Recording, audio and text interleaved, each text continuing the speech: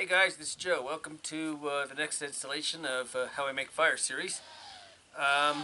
Today, I'm going to be demonstrating on I'm sure if you're first time ever seeing how to make a fire with matches and lighters, well, welcome aboard.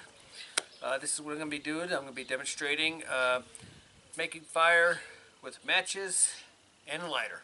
So, here we go. Hey guys, before we get started here, one thing we'd like to discuss is what's called the fire triangle. Basically, it goes, heat, fuel, and oxygen.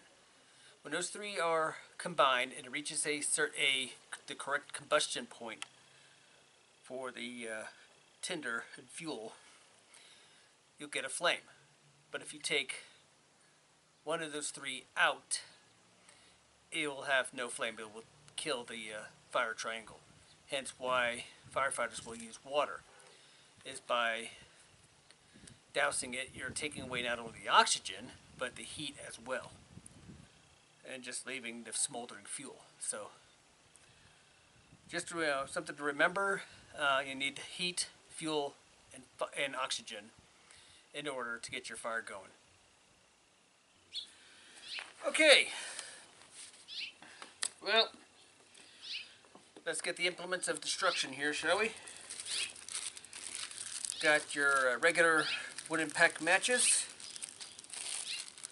your butane lighter that is also clear. Let me demonstrate, show you exactly why.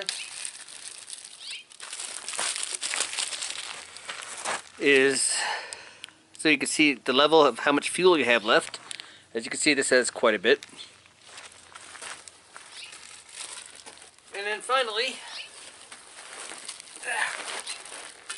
your run-of-the-mill paper back matches. Now, one thing I'm sure you notice is that I have all three here in a plastic bag. Well, the reason why is water is the enemy of matches and lighters. It's pretty much self-explanatory. That, you get enough amount of moisture, they're not going to work. So, let me give you a little demonstration here. And another reason why I like to have them in paper baggies is to keep them separated from each other so they won't rub up against each other, cause friction, which can cause fire in some. Especially if you have strike anywhere matches, which are getting harder and harder to find. So, the thing I'm going to start here with is regular run-of-the-mill wooden box matches here. Now, I'm pretty sure a lot of you guys have common sense. Some here pretty much know exactly how to use a match. Well, if this is your first time, as I said before, welcome aboard, and this is how you get a fire going with matches. Now, a lot of people, first time they go camping, they think they're just going to throw a log into their fire pit, take a match,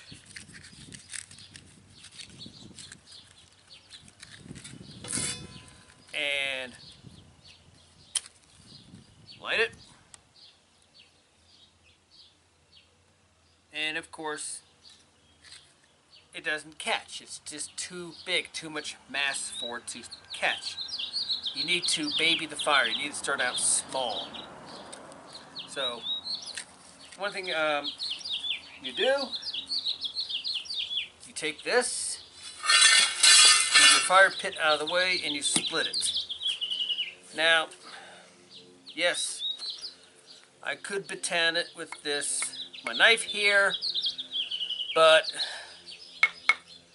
for when it gets, wood gets a little bit like this thick, I personally don't like to try to baton the wood like this, even if it is thoroughly dry, as this probably is. The reason why I've had more than one instance of batoning it in, and about 3/4 way through, it just gets stuck. So, let's not do that. Instead,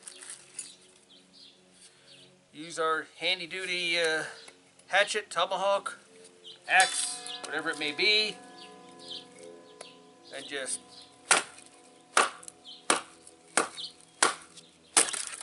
And there we go. Now, instead of one big piece, we have two somewhat big pieces. Is it going to take a match to it? No, it's not. So, again, split it again.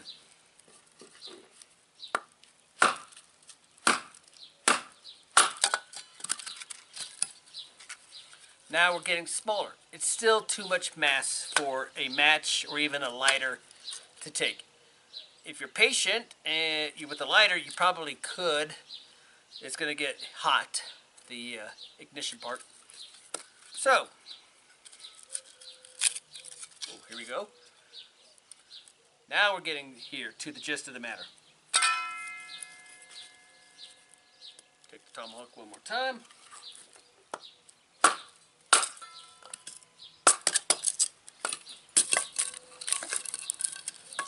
This is what we're shooting for.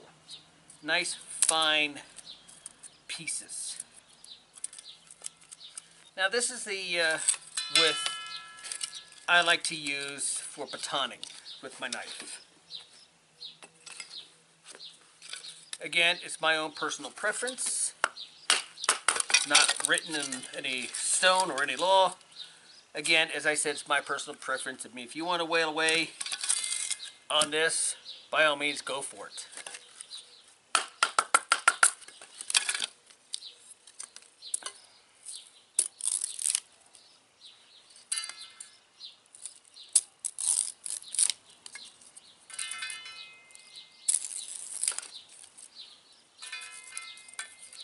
And I like to split these things as thin as it could go. Again, you should use good knife safety. Of course, I'm one to talk. Cut myself up more than once. So. But this is what you're shooting for.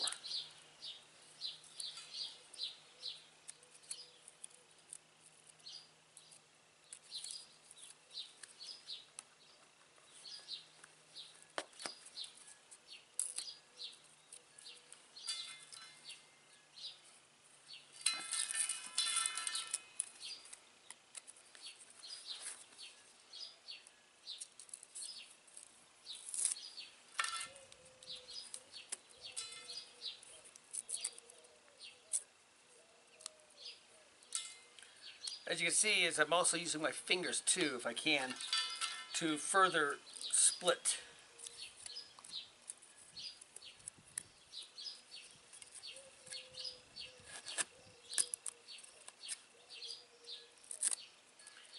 Of course, I don't like doing that too much with pine. As we all know, pine has wonderful things called splinters. So let me show you a little bit up close and personal now, and exactly now that we're getting to the whole of the matter here. All right? So, here we go. Okay. What I have here is a book of paper matches. These can pretty much be found at a lot of truck stops, casinos, convenience stores. Some places, not so much, due to the fact of the non-smoking laws. But these can also still be very important. These also are very nice. You can put them in your shirt pocket, your back pocket. Do be careful about having them in your pocket. When I was a kid, getting into bushcrafting and everything, wilderness survival, carried a pack of matches around. Well, don't know how it happened, but I had them in my pocket here, and I was just walking and walking. Next thing I know, it felt like a bee was stinging my, right in my side here, and I'm like, what the heck? Next thing you know, my pocket is like smoking and smoldering, and I'm doing this. I reach in, burn my fingers, pull out, and the whole thing went up. Apparently, I was real tight against my body here, and walking, a little bit of friction, and it went. And these were not the Strike Anywhere ones either, but This, the way I used to do it is I used to get some bark, shredded plant fiber, tree fiber, whatever it may be, like this, and set it down. Again, proper wood diameter is important. That should be common sense. You can't just take a log and light the bark on fire and expect it to catch. It can if you're lucky. Sometimes it does. Most of the time it don't. It's best just to take your time, spend a little extra, because especially if your life's on the line and you're cold, or your companion that you have is wet and cold and you need to get the fire going, you want to do it nice and proper, because if you just try to rush things, it's going to complicate issues. So it should be obvious. I mean, there are people like who like to fold it back and pull like that. I don't like to do that for personal reasons, just because. But what I like about this is that you could extend the life of this book. It's not completely wholly effective, but if you're trying to conserve matches, especially if you're in an emergency situation, you can split these in half. Let me show you here. What you do here, sorry about that, adjusting the monitor, is you can take your fingernails, and it's not that easy, but like this, and this gets really, really, really dicey here. Sometimes it works. Ah, yes. I now have 2 matches here. This is the dicey part here, because you can't strike it. It's you have to move fast, and not too fast where you put it out, but cup it so ain't even the slightest breeze could put it out. So let's give this a try. You take your extra piece right here, set it someplace dry. You don't want it on the ground. Again, moisture's the enemy. So, see if this works.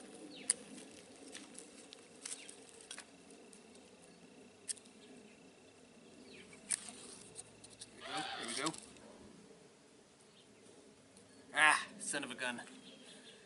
It went out. And that's the dangers of that. Of course, the one I had was split the thinnest. And I was concerned about that, but you know what? I got another match, so 2 for 1. Let's give it a try again here, shall we? Oh! Look at that. It went out. See, that's the problem, is I moved too fast here. So, aside from using your fingernails, especially, there's some who chew them up, your nails up and everything. I don't know why you would let somebody chew your nails up, but you take your knife and you carefully get like this. Ugh, didn't work this time.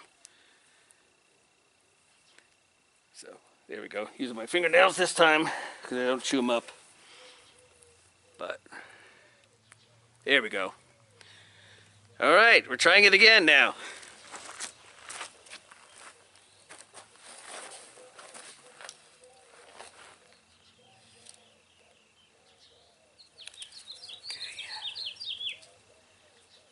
This is one thing I don't practice a lot on, is splitting matches and lighting them. There we go. Alright. Ow, ow, ow. Got the bark lit.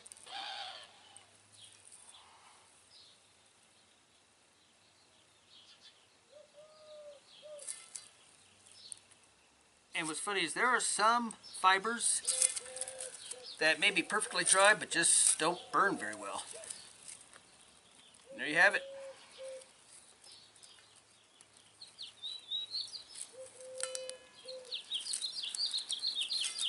Again,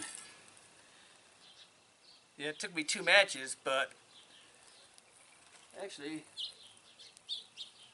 1.5. You know, put that carefully. There.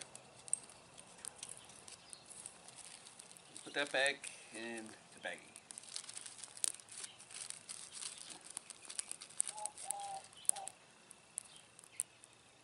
And there you have it. Fire with paper matches. Split. So, now, let's move on to the lighter. Alright, well, I'm going to be demonstrating how I get a fire going with the lighter. I use this more than matches. I'm sure you can guess why. It's probably one of the more easier ways of getting fire going. Basically, is you could just, yes, I'm sure you could get this on fire. Take your lighter and and just hold it like this. Eventually, it may catch, but that's just a waste of fuel, and you're gonna hit this part's gonna heat up and scorch your thumb. So basically, what I like about the lighter is you don't have to have too much tinder, so to speak, to get the fire going. I mean, I use a little bit of fine twigs and some shredded bark, and it goes up nicely here. And you know, people have said that it won't work in cold weather because the butane, the fuel, doesn't expand as fast and create the flame that's easily lit. But when choosing a lighter, the way I learned was you want it to be fairly clear so you can see how much fuel you'll have. Secondly is you want the flame adjustment. Uh, I was like in a class for fire making, and the instructor said when you're choosing a lighter like this with the you want it set at the highest to where when you light it, it shoots out a flame that you can actually scorch the cat next door. Yeah, but this, I'll have it in my shirt pocket or my rucksack. But I like, I do like using it. It's just so easy, especially when you go camping or a wilderness trek or whatnot. It's getting late, or you just don't want to mess with the other ways to get a fire. You just go like this.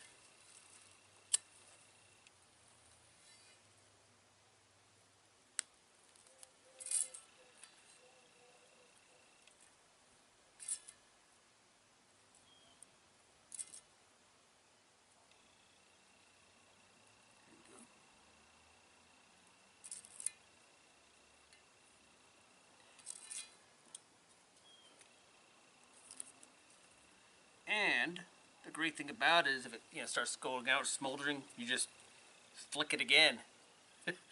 Can't do that with a match. And of course you have the match still lit. But there you have it.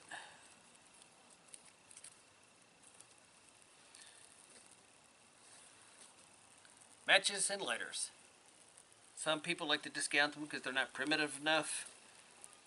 I use them because it's so easy and it could save your life. Firstly is the matches were invented in way back in the early 1800s. And the lighter, I believe, I'm probably wrong, but was invented around the early, almost 19-teens, 1920s. The first Zippo. So, there you have it. Matches and lighters. Don't leave home without them. Always have them in your pack. There you have it. If you feel up to it, hit like, and if you haven't already, subscribe. Thank you for watching.